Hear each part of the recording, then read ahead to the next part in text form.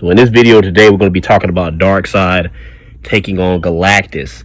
So Eater of Worlds takes on a member of the New Gods. So who do you have winning this and why? I'm going to kind of tell you guys why this Galactus and Darkseid fight. It sounds good on paper, but it's not really that close. See, the issue with Galactus and Darkseid are those forms you see, those are not their true forms, obviously. They're not even necessarily avatars. They're basically just projecting themselves down into a very small portion of their power. They're not really avatars of them. You know, I mean, and I know in certain comics and things like that, that Galactus that you see that's fighting somebody that's actually Galactus and just like Darkseid, but that's not necessarily the continuity of Marvel and DC. That's not really how they do things. There's a true form of both. And if you think in that fight, if you're talking about just the versions that project themselves downward, Galactus is much more powerful than an avatar of Darkseid. But at the same time, if you're talking about them going all out in their true forms, this is a stomp. And a lot of people might say, well, why does he have to go to his true form? Well, that's how you're supposed to fight. That version of Darkseid you're seeing is not necessarily Darkseid. That's just a very small portion of his power. If true form Darkseid and Galactus were to clash, that fight will end very quickly. Because you got to think about it.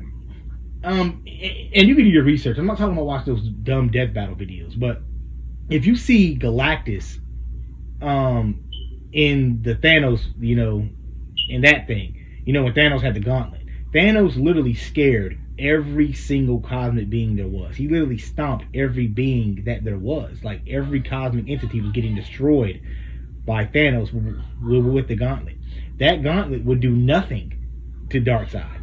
And if Galactus was nothing to Thanos with the gauntlet, then he's going to be absolutely infinitesimal. He's going to be an infinitesimal speck of dust to something like Darkseid. That's the problem that people don't understand. They're not really wrapping their heads around. I understand Galactus is a very powerful being. He's very powerful to mortals. He's very powerful to certain things. He's powerful to someone like Odin or something like that. When it comes to someone like Darkseid, like the continuities of Marvel and DC are just so different. There are so many people that stomps a Galactus in DC, like the Spectre, Mr. Mistlepick. Darkseid is just another one. He's way out of his league in this fight. Galactus just gets kind of dog walked in this fight, and that's no comparison. And there's no debate on that.